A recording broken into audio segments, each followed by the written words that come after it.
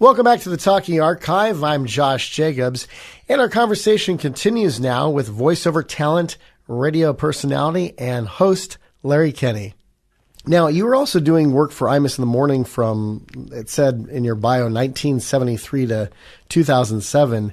With Imus being a morning show and you oftentimes being a morning DJ, how did you work that out to be both on his show as well as your own show?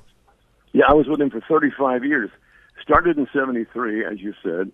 And at that time, I was in Chicago doing a morning show at WJJD.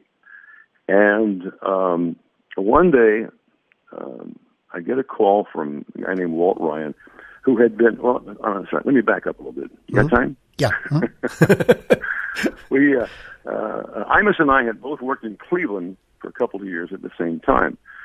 Like 72 to 73.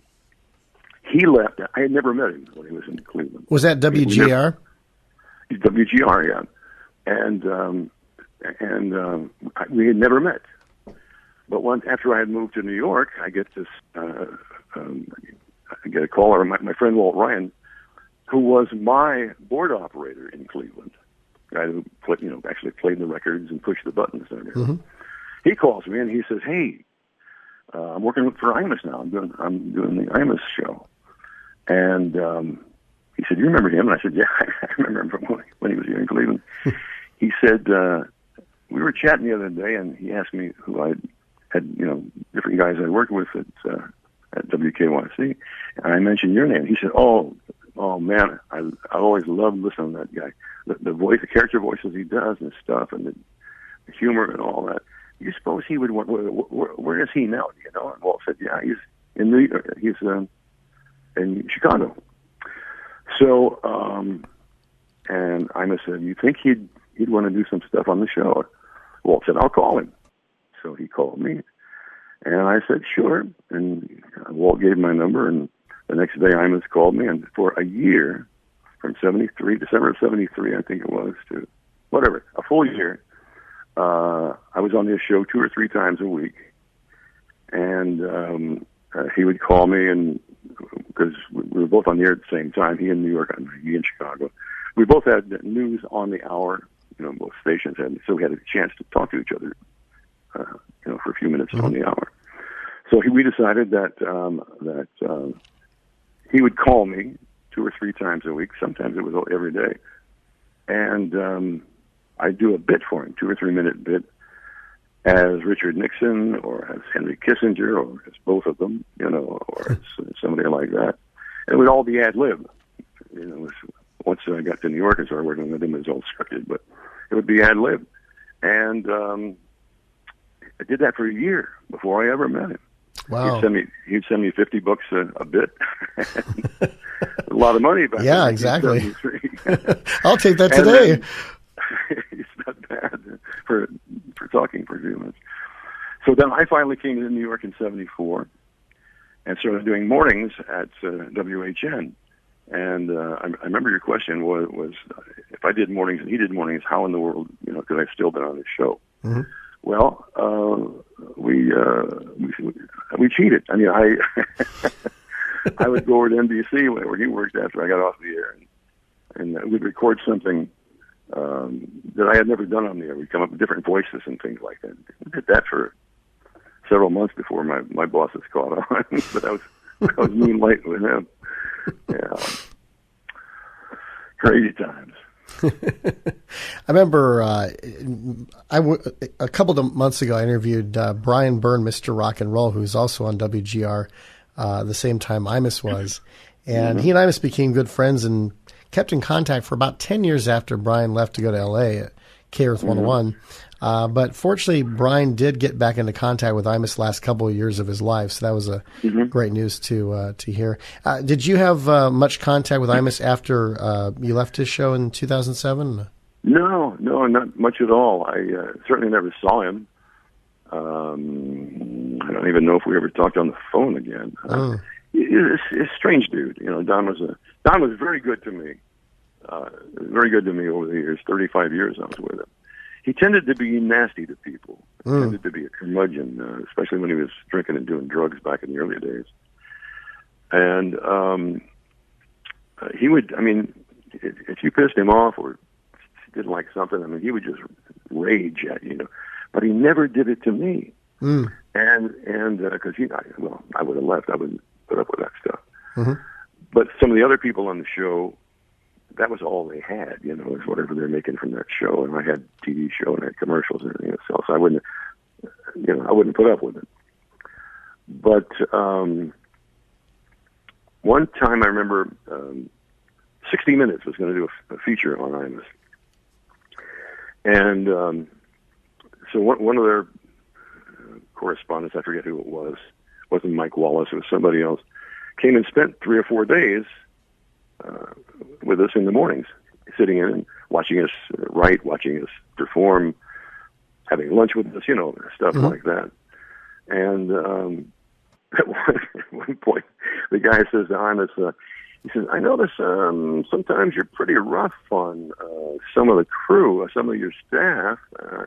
I notice you're never like that with Larry Kenney. Why is that? Imus says, because he'll kick my ass. And he had good reason to say that, because the very first night I ever met him, like I said, we hadn't met for a year while I was still in Chicago and he was in New York. But one night, I came to New York one time to make a comedy album for Brunswick Records. I'm still working in Chicago, but I came to New York to do that for a week. And so Don said, of course, while you're in New York, you got to come over to my show. He was doing nightclubs, and he owned a nightclub, and he was doing 2 shows a night. And he said, come on, man, we'll do something live, and you'll be on the phone in the booth, and I'll be on stage, but because people here love that stuff, our stuff back and forth, Well, we did 2 shows. Now it's 2:00 in the morning, and Imus is so screwed up, drinking and doing coke, and God knows what else, that I get on the elevator, and he's in there slapping his wife around. Oh, no. Oh, no is right. That's right. I pushed him up against the wall of the elevator, and the moment I did it, I thought to myself, your career is over. Your career is over. I mean, I slammed him in the wall of the elevator. Mm-hmm. I said, you don't do that when I'm around, man. You don't hit your wife or any man, any woman. And he just kind of went, the elevator door opens, and he got in his limousine and went home. Next morning, it was Saturday, and you weren't on the air, he called me and apologized. And he said, man, I'm sorry. I apologize. And I couldn't believe it. Wow. That's all. It's not an exciting story. But no, but yeah, I mean, the fact that he actually had the humility to apologize, because some guys will be just like, you're fired, get out of my life, I don't want to be around you anymore. How dare you question my authority? I really expected that to happen. And I knew he could probably maybe end my career if he wanted to, I wasn't anybody then. Not that I'm anybody now, but... I never used to tell that story until he passed. I don't think it would have been right to, tell stories like that when somebody's still alive. Yeah. Now, living in the Big Apple, I've been there twice and went to Yankee Stadium for 2 games. I never got to go to Shea. And I just love the food. I mean, went to Original Ray's. I'm not sure if it was the original. Do you know what the Original Ray's actually is? Because there's this original Ray's pizza. Yeah, I mean, which one is actually the original? Because they all claim to be original. Well, there are probably 30 Original Ray's pizzas in Manhattan alone. And in Brooklyn, probably 50. Original Ray's pizza. The guy who started it was Ray... Barzy or something. I know his name started with a B. And Barry, B-A-R-I. And he was like the pizza place in town. He had 4 or 5 of them. And then other people started using the name, Ray's Pizza, famous Ray's Pizza, stuff like that. So Ray... I never met him, but I call him Ray. He developed a pizza oven, the Ray Barriott pizza oven. that now, within a year or two, every pizza place in the world is using Rayberry ovens to make the pizza so much better. I don't know why, I don't know what the process was. But he kind of got his revenge. And he sued a lot of those guys, but they could never nail him because they would change the spelling of the name, or you know what I mean.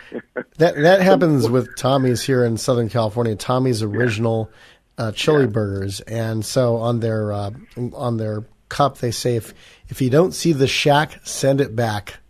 That was their logo. Yeah, the shack. Because the shack was their original location, which is still there. It's a historic landmark with a cool neon sign, and they still cook the burgers in the shack. But they also have a separate building as well where you can get burger and fries because you can't fit the French fry machine into the original into the original shack. That's funny. I remember I went also to the Stage Deli, which is gone now.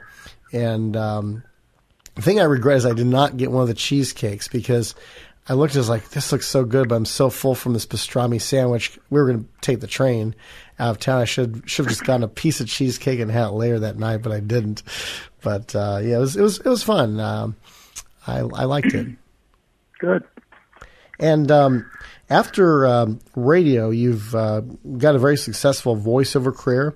National fame is the voice of Lion-O as well as Jackalman on the 80s cartoon ThunderCats. How'd you get those two roles? Same as I got every other commercial that I did or thing like that. You audition for it. Mm-hmm. You have to go to an audition. And this particular one, I auditioned, and my agent had called a couple days earlier, and he said, okay, at 2 o'clock Thursday, I want you to go to such and such a studio. You're going to be auditioning for a new animated show called ThunderCats. And I was shocked because at that time, this was 1982, 83, even then, everything was animated was in California or Florida, where Disney was doing some animation too, you know, but we were all shocked to find out that they're going to do an animated show in New York and use New York actors. So that was pretty exciting.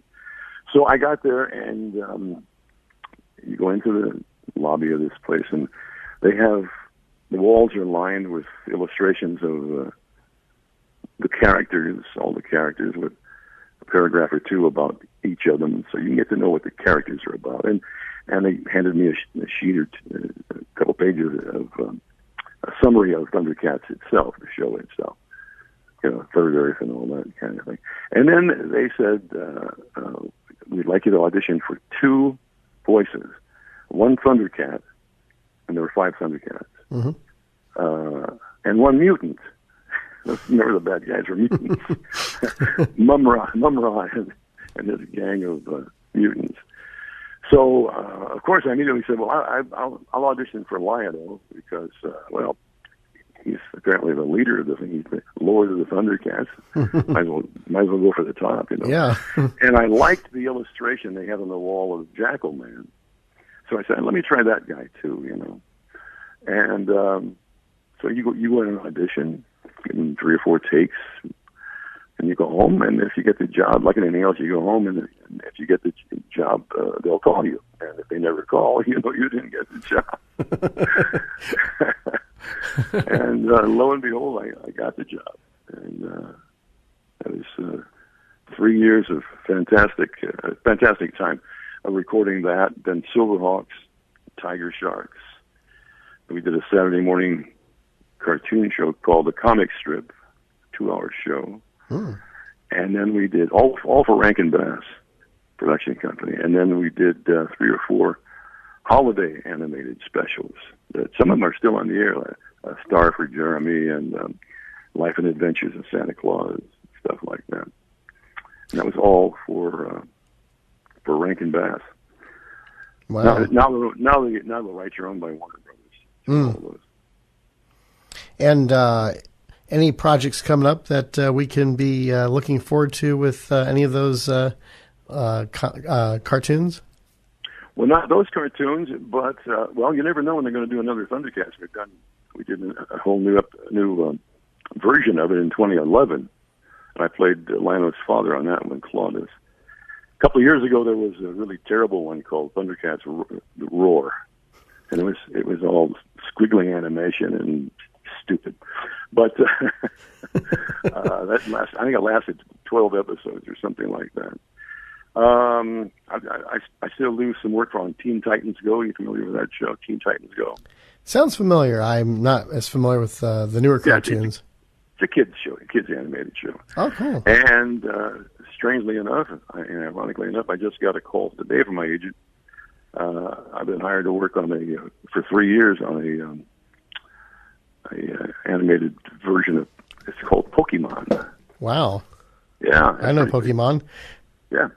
This is the Talking Archive. I'm Josh Jacobs. We're talking with Larry Kenney, voiceover talent, radio personality, and host. And next time, we're going to find out how he got the gig to be the new voice of Sonny about 45 years ago, and how he got to work with the original voice of Sonny.